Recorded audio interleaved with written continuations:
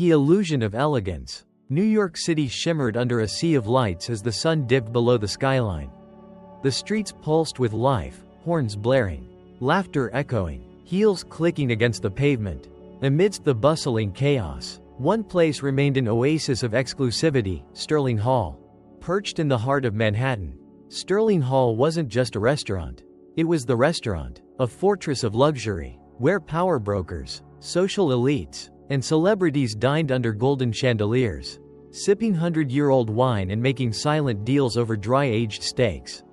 Richard Callaway, the owner and mastermind behind it all, prided himself on maintaining its impeccable image. Inside, everything was perfection. The deep mahogany paneling gleamed under the warm glow of candlelight. Soft jazz floated through the air, mixing with the murmurs of patrons in tailored suits and designer dresses. Waiters, trained to serve with robotic precision, glided between tables, ensuring that no detail was out of place. To Richard, Sterling Hall was more than just a business, it was a kingdom. And he was its unquestioned ruler. Right finger if you're intrigued by this story so far. Hit that subscribe button for more powerful narratives like this on RVM, Black Struggles. Richard himself sat at his usual table near the grand fireplace, swirling a glass of Bordeaux, speaking in hushed tones with a potential investor. He was a man in his late 50s, his silver-streaked hair combed meticulously, his custom Armani suit pressed to perfection. His smile was practiced, his charm effortless, but beneath that polished surface lay an iron grip on control. He dictated every aspect of the restaurant: who was allowed in, where they sat, even the unspoken rules of belonging. "You see," he said, leaning forward slightly, "Sterling Hall is not just about fine dining. It's about preserving an atmosphere, a refined clientele, the kind of people who belong here."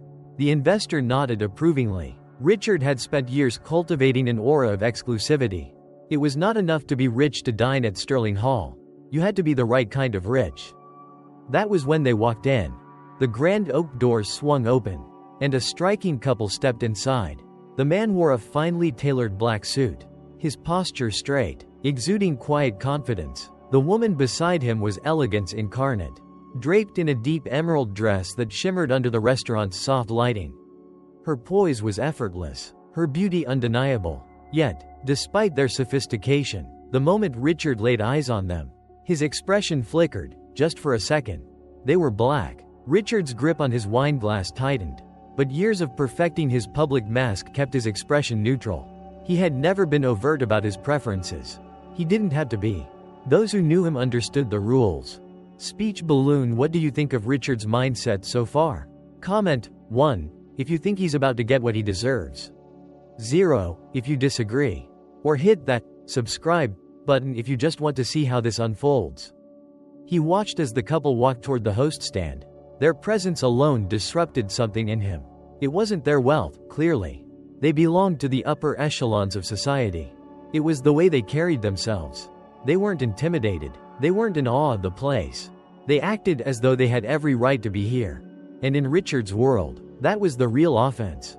He took another slow sip of wine, his mind already calculating his next move.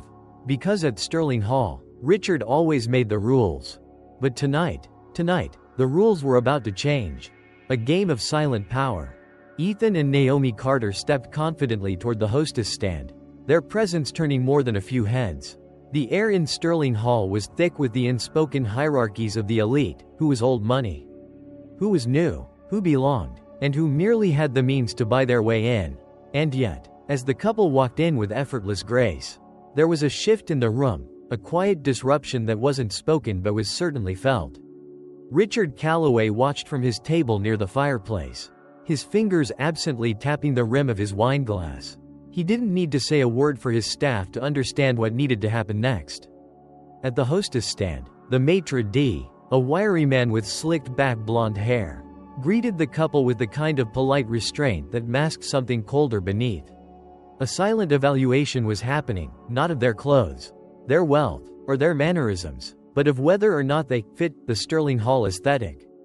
"Good evening, sir," Ethan said, his voice rich and smooth. "Reservation for 2 under the name Carter." The maitre d' hesitated for just a breath, An almost imperceptible pause that only someone trained in reading human behavior would have noticed. Ethan noticed, Naomi noticed, and so did Richard. The host's fingers danced across the screen as he checked the system, eyes flicking upward for a split second before returning to the glowing display. "Ah, yes, right this way," he said, his smile just a bit too tight. Instead of leading them toward the grand center tables beneath the chandeliers, where the city's most powerful sat, he subtly guided them toward a corner near the kitchen doors, a space technically still within the restaurant, but deliberately less prestigious. Naomi barely raised an eyebrow, but her hand brushed lightly against Ethan's in a silent "we knew this was coming" gesture. Richard smirked slightly into his wine glass. They were being put in their place. But as Ethan pulled out a chair for Naomi and sat across from her, there was no hesitation in his movements, no sign of the discomfort Richard had expected. They were completely unshaken. The restaurant hummed around them, but Richard continued to steal glances their way. He waited for the moment when they'd shift uncomfortably, look around, or acknowledge their subtle rejection. But they didn't. Instead, they owned their space, as if they were seated in the grandest spot in the house. Richard's irritation deepened. Naomi, her emerald dress catching the candlelight just right, glanced over the menu and smiled at her husband. "Everything looks amazing," she said, her voice calm, sweet, but with an undeniable steel beneath it. Ethan nodded, placing a hand over hers. "It does. We've been meaning to try this place for a while now." The words felt deliberate. Richard's jaw tensed. Meanwhile, the waitstaff hesitated. Normally, they prided themselves on swift, impeccable service, but tonight, a silent order had been given: stall, delay, make it inconvenient. The first waiter approached with a carefully practiced apology. "Apologies for the wait. We'll get your drinks out right away." Naomi's smile didn't falter. "Take your time," she said smoothly. Richard bristled. They were supposed to react. They were supposed to be offended, annoyed, unsettled. Instead, they sat there with an air of complete belonging, as if they were the ones granting Sterling Hall the honor of their presence. Richard stood abruptly, adjusting the cuffs of his suit. He could feel the eyes of his guests on the couple. This was a disturbance, an intrusion into his carefully controlled world. He wouldn't tolerate it. With measured steps, he walked toward their table, his face carefully arranged into a mask of polite interest. His mind was already crafting the perfect passive-aggressive slight to deliver. Ethan and Naomi looked up as he approached, their expressions unreadable. "Good evening," Richard said smoothly, his voice rich with calculated charm. "I trust everything is to your liking?" Ethan met his gaze evenly. "So far, so good. We've heard great things." Richard forced a smile. "I do hope it lives up to your expectations." Sterling Hall prides itself on its exclusivity, a refined clientele, a certain standard of experience. Naomi's lips curled slightly. It was subtle, but Richard recognized it immediately. She was calling him out without saying a word. Ethan leaned forward, his voice just as smooth, just as polite. "We appreciate that, Mr. Callaway. That's why we're here, to see for ourselves." For the first time all evening, Richard felt the ground shift beneath him. The silent war begins. Richard Callaway wasn't used to feeling uneasy, not in his own restaurant, not in the empire he had meticulously crafted over decades. Yet as he stood before Ethan and Naomi Carter, something unfamiliar coiled in his chest. It wasn't fear, not exactly. It was discomfort, the kind that comes when someone you dismissed as insignificant refuses to play their expected role. Ethan and Naomi should have been intimidated. They should have looked around uneasily, felt out of place, picked up on the unspoken message that Sterling Hall was not for them. Instead, they sat poised, confident, untouched by the quiet hostility directed their way. That infuriated Richard more than he cared to admit. Forcing himself to maintain his composure, he gave them a tight smile. "I'm glad to hear that," he said smoothly. "It's rare that we see new guests here at Sterling Hall. Our clientele is selective." The words were wrapped in silk but laced with poison. Naomi's eyes flickered with amusement. Just for a second, she knew exactly what Richard was doing.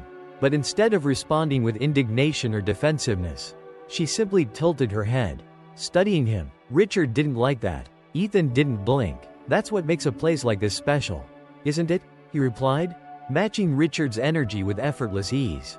"High standards, Prestige. It's important to curate the right experience. Richard's smile faltered just slightly. There was something off here. Most people would have taken his words as a subtle dismissal. Instead, Ethan was mirroring him, playing his game. Naomi picked up her menu, flipping through it idly, as if she had already dismissed Richard from the conversation. "We're looking forward to trying the chef's recommendations," she said lightly. "I hear the Wagyu is exceptional." The dismissal was intentional. Richard felt the sting of it. He had expected resistance, maybe even irritation, but what he got instead was complete control of the situation, by them. Not him. He straightened slightly, adjusting his cufflinks, then forced another polite smile. "Of course. Enjoy your meal." He turned on his heel and walked away, jaw tight. But this wasn't over. The slow burn of disrespect. Richard returned to his usual position near the grand fireplace, his mind racing. He had built Sterling Hall to be an exclusive enclave, a place where he dictated who belonged and who did not. Yet tonight, for the first time, that control was slipping. He watched as Ethan and Naomi continued their meal, conversing easily, never once showing discomfort. But Richard wasn't done with them yet. His maitre d', Simon Harrington, approached discreetly, sensing his boss's mood. Simon had worked under Richard for years, long enough to understand the unspoken rules. "Keep an eye on them," Richard murmured, sipping his wine. "Let's ensure everything is handled appropriately." Simon gave a curt nod before moving toward the kitchen. Minutes later, the subtle games of obstruction began. Their drinks took longer to arrive than they should have. Their appetizers were delayed, and when they finally came, the plating was just slightly off, a touch less refined than what Sterling Hall was known for. Nothing obvious, nothing a customer could outright complain about, but enough to send a message. "You are not welcome here."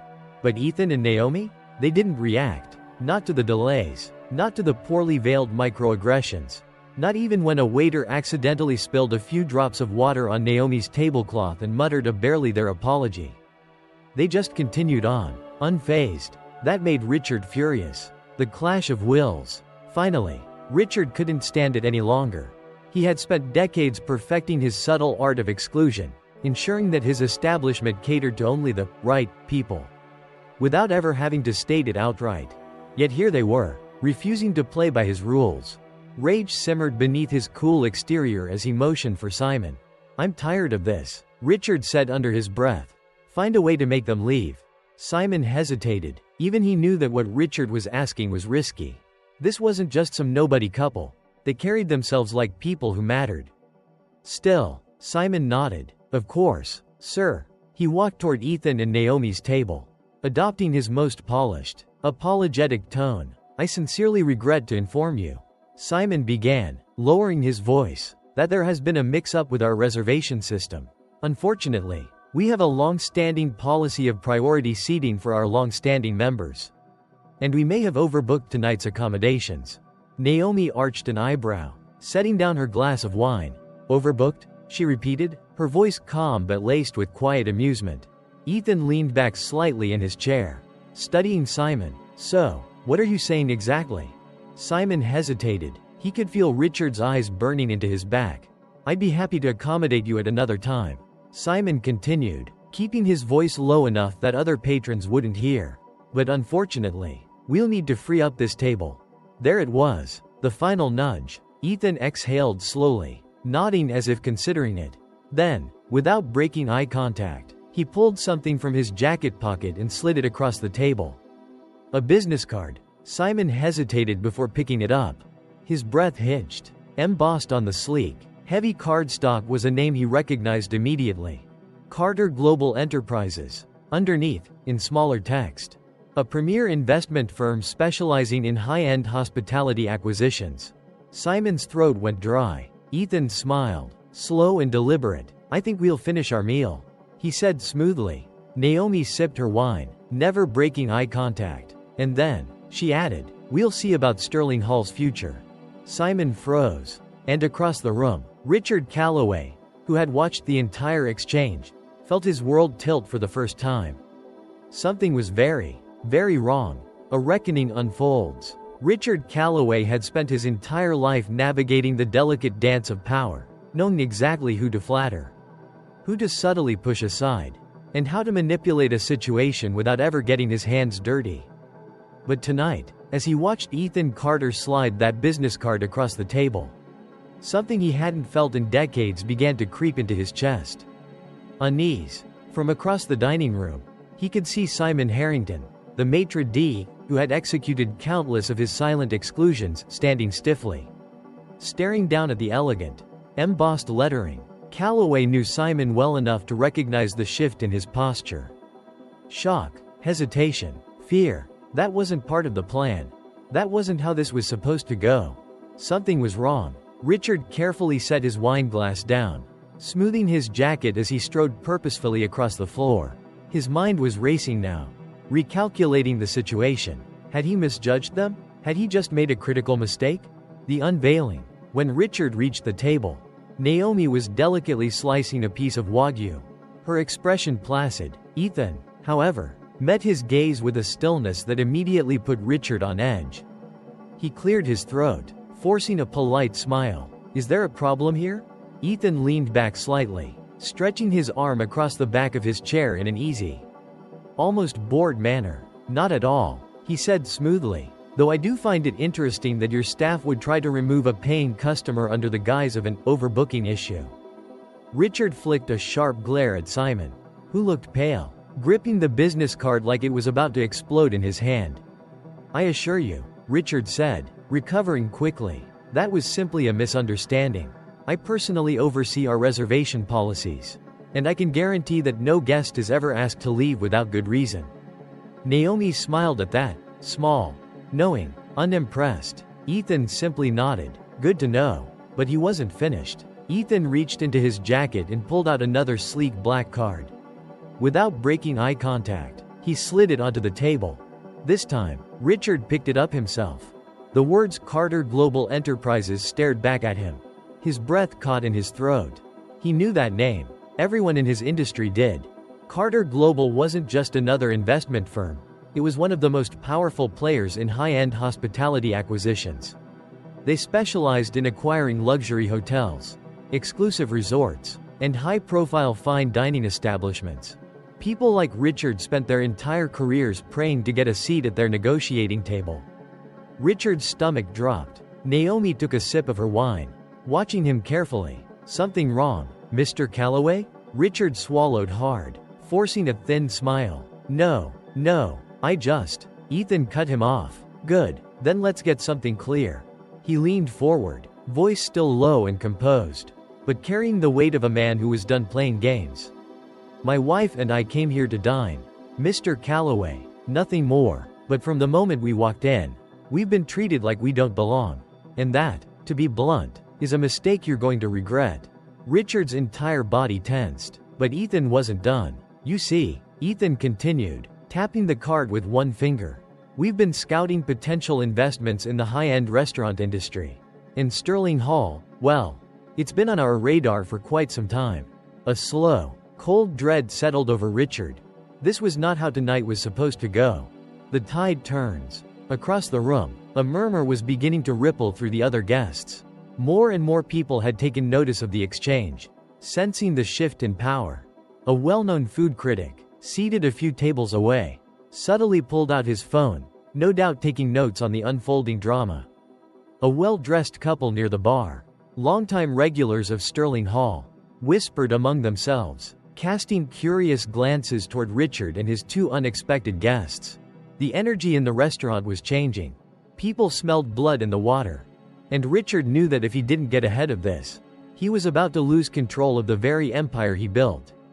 He forced a small laugh, waving a hand dismissively. I think there's been some miscommunication here, he said, his voice light, calculated. I'd be happy to personally ensure that you have the best experience possible tonight, on the house, of course. Naomi tilted her head slightly. That's kind of you, she said, but we can afford our own meals. Richard's jaw tightened. She wasn't taking the bait. Ethan smiled, but it wasn't friendly. Here's the reality, Mr. Callaway. We don't just invest in restaurants like Sterling Hall. We acquire them. A pause. A slow, deadly silence fell between them. Richard's pulse pounded. Ethan leaned in, voice dropping to a near whisper. And after tonight, I think we're going to expedite that process." Richard felt his world tilt. He had spent years ensuring that Sterling Hall belonged to people like him, that it would never be touched by outsiders. But now, the outsiders were at his table, and they were holding all the cards. Foreshadowing the fall, the rest of the night passed in a haze. Richard barely heard the conversations buzzing around him. His usual glass of Bordeaux tasted like ash in his mouth. Ethan and Naomi continued their meal as if nothing had happened, perfectly at ease, while Richard sat frozen in his chair, his mind spiraling. Had he made the wrong enemy?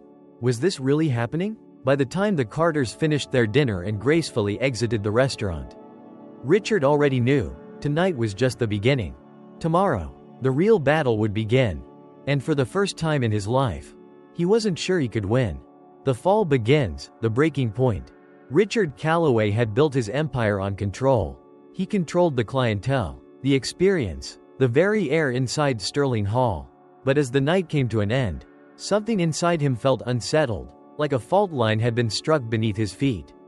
And he was moments away from losing everything. That damn business card, that damn couple, they should have been just another minor inconvenience, an oversight in his otherwise flawless system. But instead, they had flipped the game on him. As he stood at the front of the restaurant, watching Ethan and Naomi Carter exit into the night like they had just conquered a kingdom, Richard felt something he hadn't felt in decades. Panic. The next morning, the shockwave hits. Sterling Hall opened its doors at exactly 11 a.m., as it did every day. But something was different. Richard arrived earlier than usual, gripping a black coffee in one hand and a storm of bad thoughts in his head. His office smelled of polished wood and power, normally a sanctuary, but today, it felt like a war room. His assistant, Daniel Parker, rushed in, his face tight. "Sir," Daniel began hesitantly, "you need to see this." He placed a tablet in front of Richard. One look at the screen, and Richard felt his stomach drop. There, plastered across social media, was a headline that made his blood run cold. "Exclusive NYC restaurant Sterling Hall under fire for discriminatory practices. Does old money still dictate WHO belongs?" Attached was a photo, grainy but unmistakable, of Richard standing at Ethan and Naomi's table. Leaning in, his expression unreadable, a caption beneath the image twisted like a dagger. Why was the city's most powerful restaurant owner trying to remove one of the wealthiest black entrepreneurs in America? Richard's vision blurred. His hands tightened around his coffee cup so hard he nearly crushed it. "What the hell is this?" he hissed. Daniel swallowed. "It's everywhere, sir." Richard scrolled down, his heart hammering. The backlash was instant. Not surprising. Places like Sterling Hall have been gatekeeping for decades. Glad someone's finally exposing it. "So let me get this straight, Ethan Carter, the man who owns some of the most exclusive hotels in the country, wasn't good enough for Callaway? Damn, this isn't going to end well for Sterling Hall." And then, the worst of it, a video clip. Someone at the restaurant had recorded the entire exchange. The moment where Richard tried to push them out. The cold, clipped way he spoke. The final words from Ethan, now quoted everywhere. "We don't just invest in restaurants like Sterling Hall. We acquire them." Richard felt his pulse spike. "Who leaked this?" he snapped. Daniel hesitated. "We don't know, but people are eating it up. It's viral." Richard gritted his teeth. He knew. It wasn't the staff. It wasn't some random patron. It was Ethan Carter himself. And Richard had played right into his hands. The aftershocks. A controlled fire becomes an inferno. By midday, the calls started. First, the investors. "Richard, we need to talk. This is bad press. We need a statement, now. We're hearing murmurs. People are pulling their funding." Then, the high-profile clientele. "With everything going on, I think we'll be dining elsewhere for a while. I can't be associated with a scandal." Richard. And finally, the media. Richard's personal publicist, Victoria Langley, stormed into his office, slamming the door behind her. Her eyes were wild. "This is a disaster," she hissed, dropping a thick file onto his desk. "Do you understand the damage control we need to do?"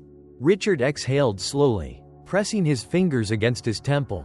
He needed to act fast. Control the narrative. Bury this before it got any worse. "We release a statement," he said, voice sharp. "We downplay it. Say it was a misunderstanding. Victoria stared at him. Richard. Her voice was dangerously low. This isn't just some gossip column scandal. This is a culture shift. People don't just move on from things like this anymore. It doesn't just disappear. She leaned in. You're at war, and I don't think you realize just how badly you're losing. The unthinkable offer. Richard had spent his entire career telling people they weren't good enough for his world. And now? That world was slipping from his grasp.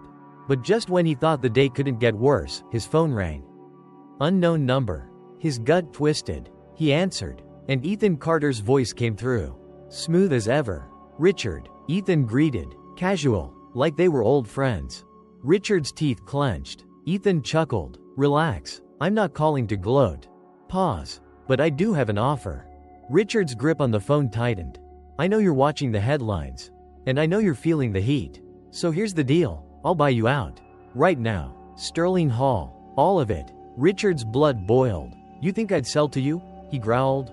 Ethan was silent for a moment. Then, he laughed. A rich, knowing laugh. Oh, Richard, he mused. I think you're misunderstanding something.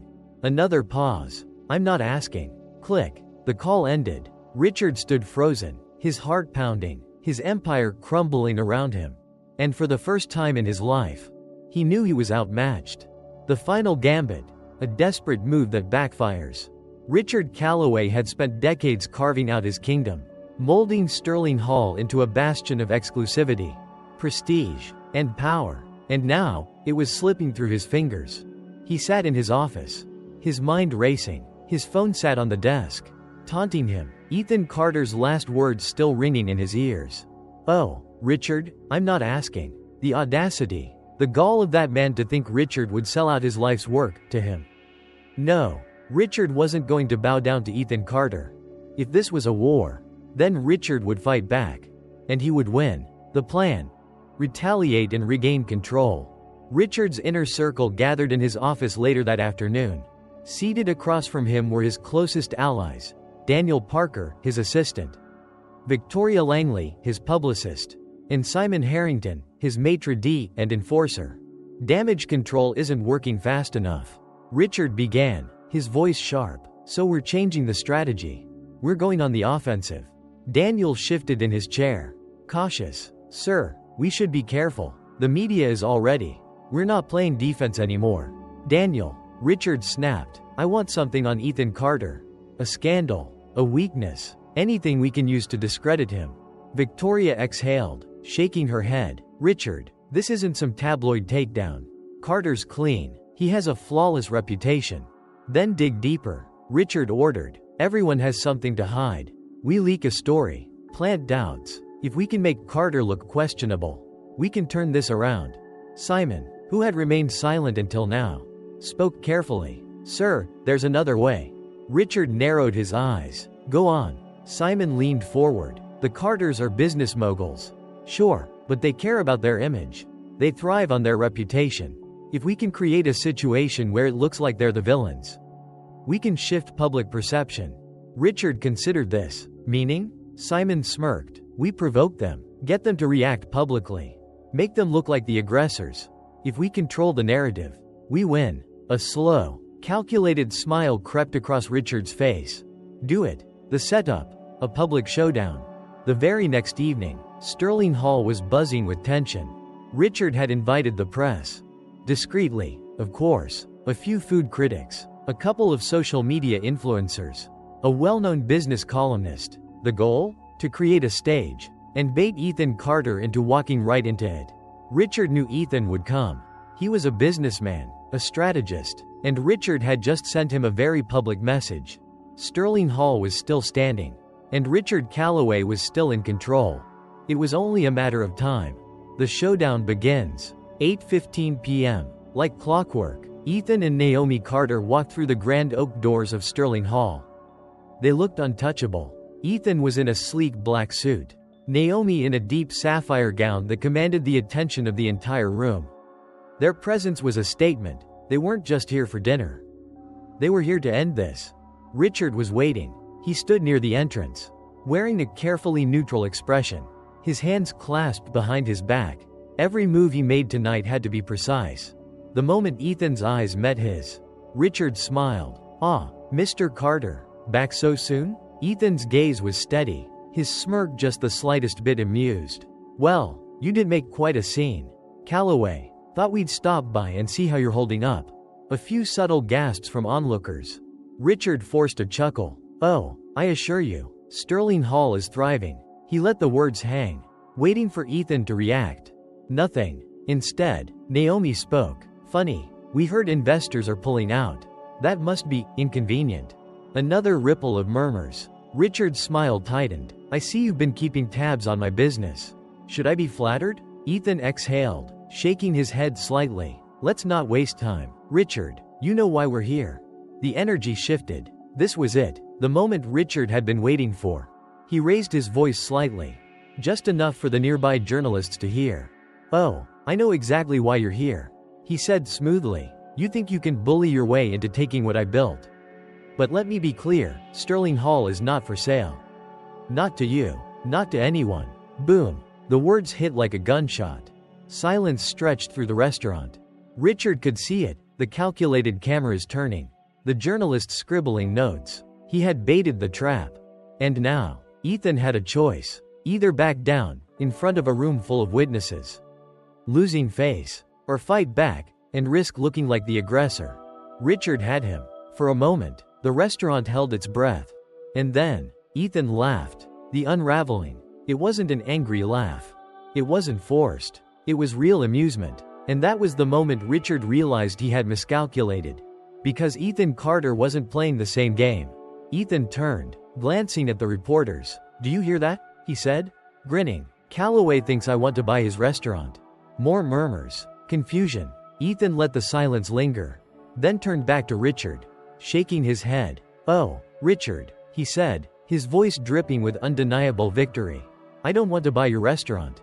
Pause. "I already own it." Richard's stomach dropped. The entire room froze. "What?" Ethan smirked. "You might want to check your contracts. We've been buying out your investors for weeks. Sterling Hall doesn't belong to you anymore."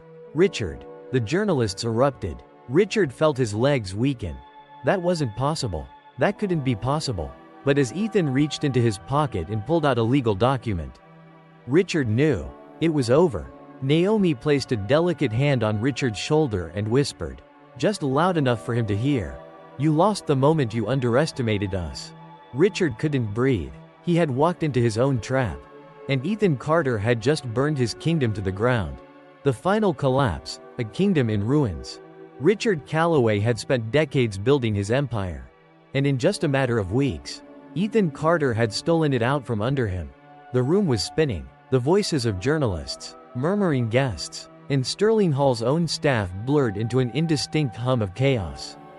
Richard's fingers twitched at his side, his breath coming in shallow, ragged pulls. He wanted to lash out, to deny it, to fight back, but he couldn't, because Ethan wasn't bluffing. That document, the one Ethan now held so casually between his fingers, was real.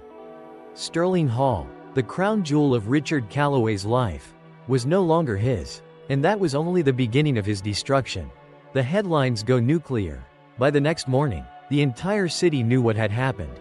The restaurant industry, business analysts, even the financial elite. Everyone had watched the dramatic fall of Richard Callaway play out like a Shakespearean tragedy. Social media was on fire.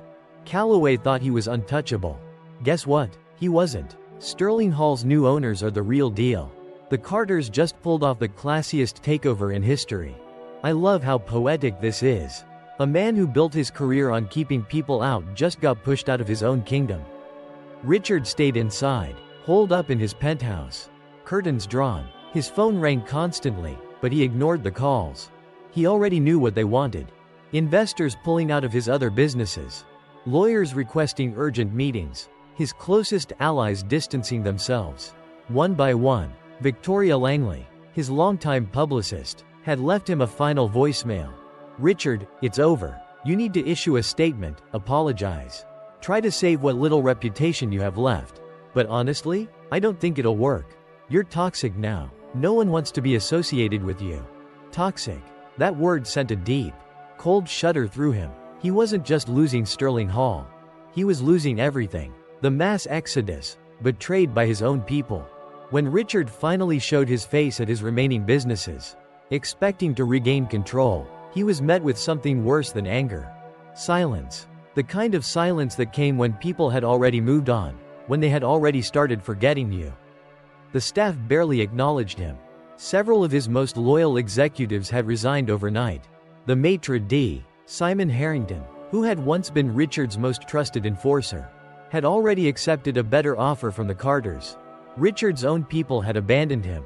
And the final blow? His private banking consultant called with chilling news. Ethan Carter hadn't just taken Sterling Hall. He had purchased the land where 2 of Richard's other restaurants stood. Meaning, in less than 3 months, Callaway would be forced to either sell them to Carter Global or shut them down entirely. The knockout punch had landed. Ethan Carter hadn't just won the battle. He had buried Richard alive. The last attempt at revenge. Richard had one option left. A lawsuit. If he couldn't win the game, maybe he could burn the board. He hired the most ruthless legal team in the city, throwing every last resource into stopping the acquisition. But when they dug into the contracts, the answer was always the same. It's airtight. The Carters had done their homework. Every buyout was legal. Every move had been calculated. There was nothing Richard could do. Nothing but watch as his world collapsed around him. The ultimate humiliation. 1 month later, the grand reopening of Sterling Hall under new ownership was set to take place. The guest list? Exclusive, high profile, A-list celebrities, powerful investors, and, of course, the media. Richard hadn't planned to go. He had sworn he wouldn't. But something in him snapped. He had to see it for himself.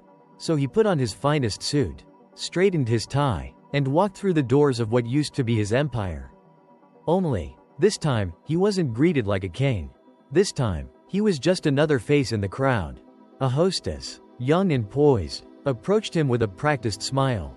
"Name for the reservation?" she asked politely. Richard stiffened. "I don't have one," he admitted. Her smile didn't falter.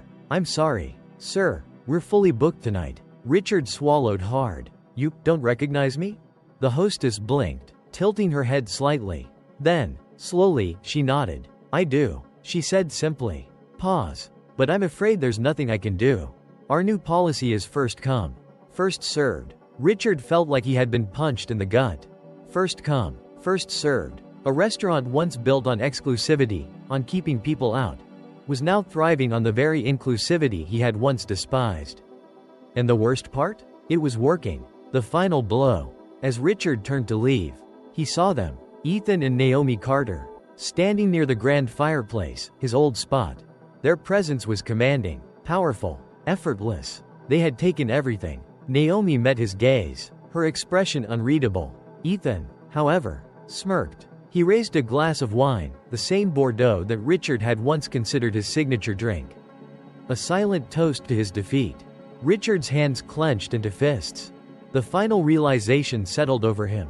He hadn't just lost a restaurant. He had lost his identity, his power, his legacy, everything. And as he stepped out onto the New York streets, disappearing into the sea of people, Richard Callaway became something he never thought he would be. Forgettable. A new era, and a legacy rewritten. Richard Callaway had once ruled Sterling Hall. Now, he was just another outsider. As he stepped into the cold Manhattan night, the hum of the city swallowed him whole. The grand restaurant behind him, once his empire, was no longer his domain. It had been reborn, under new hands, under new leadership, under a vision he had spent decades trying to suppress. And worst of all, it was thriving. The lights of Sterling Hall shined even brighter than before, glowing like a beacon against the skyline. Through the tall glass windows, Richard could see the restaurant was packed, filled with guests from all walks of life. Laughter spilled into the streets. Servers glided through the space with purpose. The atmosphere was alive in a way it had never been when he was in charge. And in the center of it all, Ethan and Naomi Carter, seated at what had once been his table, his throne. Now, they were the rulers. And Richard? Richard was just another forgotten relic of a time that had passed him by. Months later, the city moves on. Sterling Hall became more than just a restaurant, it became a symbol.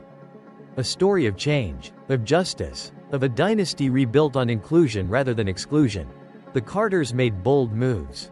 They renovated, modernized, expanded, and then, in the biggest shakeup of all, they announced Sterling Hall would no longer be a private, members-only experience. For the first time, anyone could dine there. No unspoken rules, no silent judgments. First come, first served, and business boomed. Reservations were booked months in advance. Sterling Hall, under the Carters, became more profitable, more famous, more respected than it ever had been under Callaway's reign. The irony was delicious, and Richard knew it. Richard's downfall and his awakening. Without his restaurant, Richard became a ghost in his own industry. His name was now synonymous with failure, arrogance, and outdated ideals. Investors wouldn't touch him. Clients wouldn't associate with him. He had money, sure, but money without power was meaningless to him. For months, he wandered through his own life like a man who had outlived his purpose. Until, one day, he made a decision. He needed to see what had become of his creation. So one evening, long after the grand reopening, Richard walked through the doors of Sterling Hall one last time. This time, he didn't expect to be recognized. This time, he didn't ask for special treatment. This time, he simply observed. A full-circle moment. Seated at the bar, he watched as guests poured in, all of them treated with the respect and warmth he had once refused to offer. Servers moved with a rhythm that was effortless yet welcoming. Everything about his restaurant had changed. And yet, somehow, it was better. Richard sipped his drink slowly, listening to the harmony of a place he no longer belonged to. That was when he saw Ethan Carter, the man who had taken everything from him. And yet, as Ethan passed through the restaurant, shaking hands, speaking with customers, Richard noticed something strange. He wasn't lording over it the way Richard had. He wasn't using it as a tool to control others. He was just present, enjoying the space, letting it flourish. And for the first time, Richard understood. That was why he had lost. Because while he had tried to rule Sterling Hall with an iron grip, Ethan Carter had built it into something that could stand on its own. A true legacy. The final conversation. Richard stood to leave, but before he could step outside, a voice stopped him. Leaving so soon? Richard turned. Ethan was standing there, hands in his pockets, a knowing smile on his face. For a long moment, neither of them spoke. Then, finally, Richard sighed. You really did it, didn't you? Ethan chuckled. I did. Richard nodded, looking around the restaurant. It's different. Ethan's expression softened. Yeah, but that's a good thing. Richard exhaled, rolling his shoulders back. I guess I should hate you. Ethan shrugged. You could. Pause. But I think you understand now. Don't you? Richard's jaw tightened. Because, deep down, he did. The world had changed. And Richard had fought that change for too long. This wasn't his place anymore. And it never would be again. But maybe, just maybe, that was how it was always meant to be. With one final nod, Richard turned and walked out of Sterling Hall for the last time. This time, without looking back. Epilogue. The legacy lives on. As Richard disappeared into the city streets, life at Sterling Hall continued. A new generation filled its walls. A new dynasty carried it forward. And, in the end, the lesson was clear. Power isn't about who you keep out. It's about what you build that lasts. True success isn't about exclusion, it's about evolution. And when you refuse to evolve, the world moves on without you. Richard Callaway had learned that lesson too late. But for the rest of the world? Sterling Hall was just getting started. Lessons from Sterling Hall: power, legacy, and the price of exclusion. The downfall of Richard Callaway isn't just a compelling story, it's a warning. In today's world, exclusivity and power are no longer defined by gatekeeping. Industries are evolving, communities are demanding inclusivity, and those who refuse to adapt get left behind. Callaway's biggest mistake wasn't underestimating Ethan Carter, it was underestimating change. He believed he could control the narrative forever, that he could dictate who mattered and who didn't. But power today isn't about who you exclude, it's about what you create that lasts. Key takeaways for real life. Adapt or fall behind. The world is changing faster than ever. Those who cling to outdated ideas and refuse to evolve will watch as others take their place. Exclusivity isn't power, impact is. True influence comes from building something meaningful, not from keeping others out.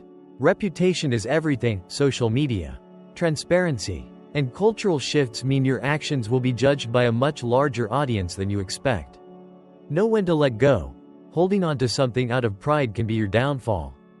Growth requires the ability to see when the tide is turning. Sterling Hall's Rebirth under new ownership is a lesson in evolution. The world rewards those who build bridges, not walls. The question is, are you ready to adapt?